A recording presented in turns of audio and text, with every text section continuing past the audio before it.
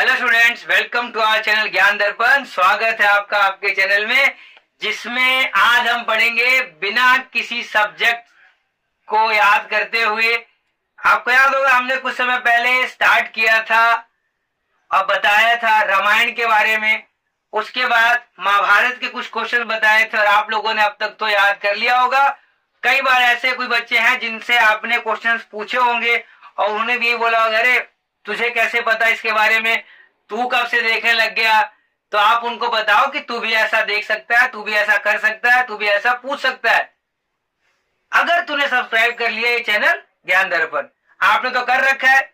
जिसने नहीं कर रखा उनको शेयर करो, उनको बताओ, चाहे आप माउथ के थ्रू बताओ, चाहे इंस्टाग्राम फेसबुक के थ्रू बताओ, बस उनको बता दो कि ये चैनल है। इस पे सब्जेक्ट्स के अलावा भी सर जो है ये आपको रामायण और महाभारत के बारे में बताते हैं, जिससे कि कहीं कोई क्वेश्चन पूछा जाए। अब मैं उसी बात को दोबारा रिपीट नहीं करूंगा कि मैं क्यों बता रहा हूं आप लोगों को, क्या जरूरत है मुझे बताने की, वो मैं आपको स्टार्टिंग के वीडियो में समझा चुका हूं। आज मैं आपको फिर से वो 100 क्वेश्चन, मतलब जो बता चुका वो नहीं, नेक्स्ट 100 क्वेश्चन जो है उसको आपको पीडीएफ के फॉर्म बता रहा हूं, पढ़ के, जिससे कि आपको वो भी याद हो जाए और पहले का तो आपको याद है ही। तो ये रहा आपका पीडीएफ महाभारत भाग 2 का। हाँ तो स्टूडेंट्स, हम लोगों ने स्टार्टिंग में 1 से लेकर 100 क्वेश्चन पढ़े थे। आज मैं आपका सेकंड पार्ट में बता रहा हूँ 101 नंबर क्वेश्चन से स्टार्ट कर रहे हैं हम लोग। तो पहला क्वेश्चन है, यानी कि 101वां क्वेश्चन है आपका, कि जरासंध किस प्रदेश का राजा था। तो आपका आंसर है मगध। जुए में हारकर पांडवों को कितने वर्ष का वनवास मिला। 12 वर्ष का तो वनवास था और 1 वर्ष का अज्ञातवास। ये आप मेंशन कर देना। दानवीर कर्ण का अंतिम दान क्या था। सोने का दांत। दुशासन का वध किसने किया। भीम ने। दुर्योधन कितनी अक्षौहिणी सेना का स्वामी था। 11। दुर्योधन की बहन का नाम क्या था। दुशाला। दुर्योधन के पुत्र का नाम लक्ष्मण। अब ये वाला लक्ष्मण को मिक्स नहीं करना, वो रामायण के और ये आपके महाभारत के हैं। दुर्योधन के पुत्र लक्ष्मण का वध किसने किया था। अभिमन्यु ने। दुर्योधन तथा भीम में पहले कौन पैदा हुए थे। दोनों एक ही दिन पैदा हुए थे। दुशासन की छाती का रक्त पीने का प्रण किस पांडव ने किया। भीम ने। द्रोणाचार्य किसके हाथों मारे गए। धृष्टद्युम्न। द्रोणाचार्य की पत्नी कौन थी। कृपि। नाम थोड़ा सा याद रखना आप। द्रोणाचार्य के पिता कौन थे। भारद्वाज। देखो जो पूछे जाएंगे वो तो पूछते जाए, मैं वो बता रहा हूँ जो कभी नहीं भी बीच पूछे अगर वो, तब भी आपका उसका जवाब है। और जब आप उनसे पूछो, आगे मैं कुछ नहीं बोलूंगा। द्रोणाचार्य के बाद कौरवों का सेनापति कौन था। कर्ण। 115 क्वेश्चन में आपका है, द्रोणाचार्य ने कितने दिन सेनापति का भार संभाला या पद संभाला। 5 दिन। द्रौपदी का जन्म का नाम क्या था। कृष्णा। द्रौपदी किस प्रदेश की राजकुमारी थी। पांचाल। तो पांचाली कहते थे उनको। द्रौपदी के 5 पुत्रों का वध किसने किया। अश्वत्थामा ने। तलवार से काट डाला था बिल्कुल। द्रौपदी के पिता द्रुपद का वध किसके हाथों हुआ था। द्रोणाचार्य। द्रौपदी के भाई धृष्टद्युम्न का वध किसने किया। अश्वत्थामा। धृतराष्ट्र का जन्म किसके गर्भ से हुआ। अंबिका। धृतराष्ट्र की माता का नाम अंबिका। अब कॉमन सेंस है ना, जब जिसके गर्भ से हुई तो माता होगी उनकी। धृतराष्ट्र के पुत्रों को क्या नाम दिया गया था। कौरव।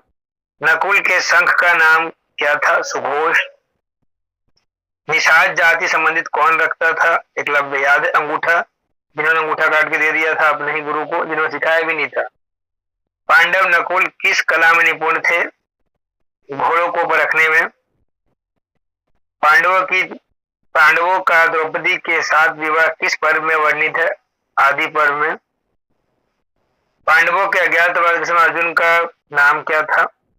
धृणला, जो डांस सिखाते थे कहो। पांडवों के अज्ञातवास के समय नकुल का क्या नाम था। ग्रंथिक नाम था उनका। ग्रंथिक, ध्यान से बोलना है। पांडवों के अज्ञातवास के समय भीम का क्या नाम था। बल्लभ।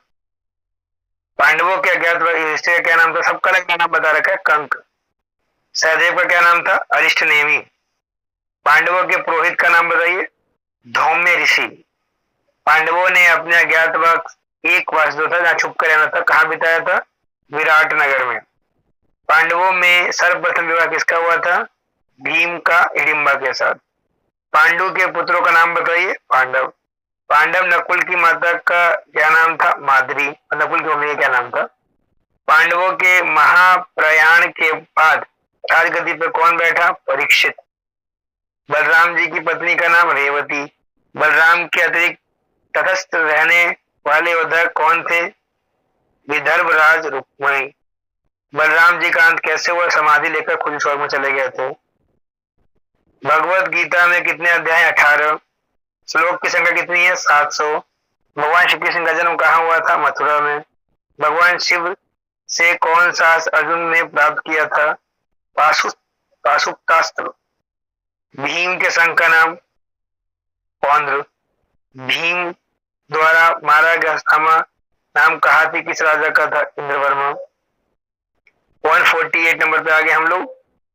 उम्मीद करता हूं कि इससे पहले वाले आप लोगों ने बिल्कुल ही याद करते जा रहे हो, लिखते जा रहे हो, और लाइक और सब्सक्राइब तो करते रहना, जिससे कि हर एक बच्चे तक की चीजें पहुंच जाए। 148 में भीम, भीष्म और द्रोणाचार्य को धनुर्विद्या विद्या सिखाई की थी परशुराम। ये परशुराम वही है जो आपके रामायण में भी थे। भीष्म कितनी सेना समाप्त करके जल ग्रहण करते थे? 10,000। भीष्म कितने दिन सेनापति रहे? 10 दिन। भीष्म पितामह का असली नाम देवव्रत। भीष्म पितामह कितने दिन तक सरसैया पर बड़े रहे? पूरे 58 डेज तक। भीष्म पितामह के देह त्याग का वर्णन किस पर्व में है? अनुशासन पर्व में। भीष्म पितामह की माता का नाम गंगा। शांतनु। गंगा माता का नाम, शांतनु पिता का नाम। गंगा पुत्र भीष्म कहते भी हैं इनको। भूरिश्रवा का दाहिना हाथ किसने काटा? अर्जुन ने। मगध नरेश जरासंध ने मथुरा पर कितनी बार लड़ाई की? 18 बार। महर्षि भृगु की पत्नी का नाम क्या था? उलोमा। यक्ष से युधिष्ठिर के किस पांडव का जीवन दान मांगा था? सहदेव का। एक चैप्टर भी है, एक यक्ष प्रश्न। ओके, पढ़ोगे तो आपको समझ में आए क्या क्या क्वेश्चन पूछे थे यक्ष ने युधिष्ठिर से और क्या क्या जवाब दिया था इन्होंने। यह ज्ञात हो जाने पर कि कर्ण पांडवों का भाई था, युधिष्ठिर ने किसे श्राप दिया? नारी जाति को। सबको बोल दिया कि आज से आप कोई भी बात छुपा के नहीं रख पाओगे। यानी कि अगर हम देखते हैं कि आज के टाइम में कोई नारी किसी को कोई बात बता देती है तो आप उसमें उसकी गलती मत कहो, वो उसको श्राप मिला था, ऋषि ने दिया था, सभी नारी जाति को श्राप मिल चुका था, उनके बेटियों की बात नहीं बचती। युद्ध के कौन से दिन कर्ण की मृत्यु हुई? 17वें दिन। युद्ध के कौन से चक्र की रचना की गई? 13वें दिन। युद्ध में कौरवों का प्रथम सेनापति कौन था? भीष्म पितामह वही थे। युद्ध में पांडवों का प्रथम सेनापति कौन था? धृष्टद्युम्न। युद्ध में पांडवों और कौरवों की सेनाओं का क्या रेशियो था? 7 और 11। पांडव की तरफ 7, उधर की तरफ 11 रेशियो के हिसाब से बात करो। युद्ध में भीम ने किसकी भुजाएं तोड़कर प्रतिज्ञा पूरी की? दुशासन। युद्ध में विजय होने पांडवों ने कौन सा यज्ञ रखा? अश्वमेध यज्ञ। युधिष्ठिर के जुए के खेल का वर्णन किस पर्व में? सभा पर्व। युधिष्ठिर के राजसूय यज्ञ में ब्राह्मणों के चलन होने का कार्य किसने किया? भगवान श्री कृष्ण जी ने। युधिष्ठिर के लिए सभा भवन का निर्माण किसने किया? मय दानव ने। युधिष्ठिर के संघ का नाम बताइए? अनंत विजय। युधिष्ठिर को राजसूय यज्ञ करने की सलाह किसने दी? नारद जी ने। रणभूमि में कृष्ण के विराट स्वरूप के दर्शन अर्जुन के अतिरिक्त किसने किया? संजय ने। ये वही थे हर जगह दूर दर्शन थे उस समय के, जिन्होंने उनको धृतराष्ट्र को सारे युद्ध के बारे में आपको देखा हाल बताया। नल किस प्रदेश के राजा थे? निषद देश के। नल की रानी दमयंती किसकी पुत्री थी? विदर्भ देश के राजा धूमत की। नल ने किससे जुए में अपना राजपाट हारा था?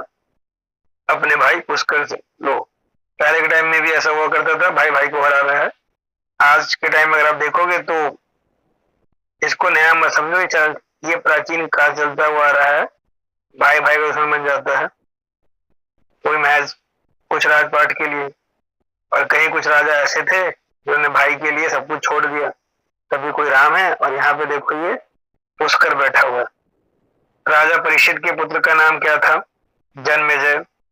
राजा विराट की पत्नी कौन थी? सुदेशना।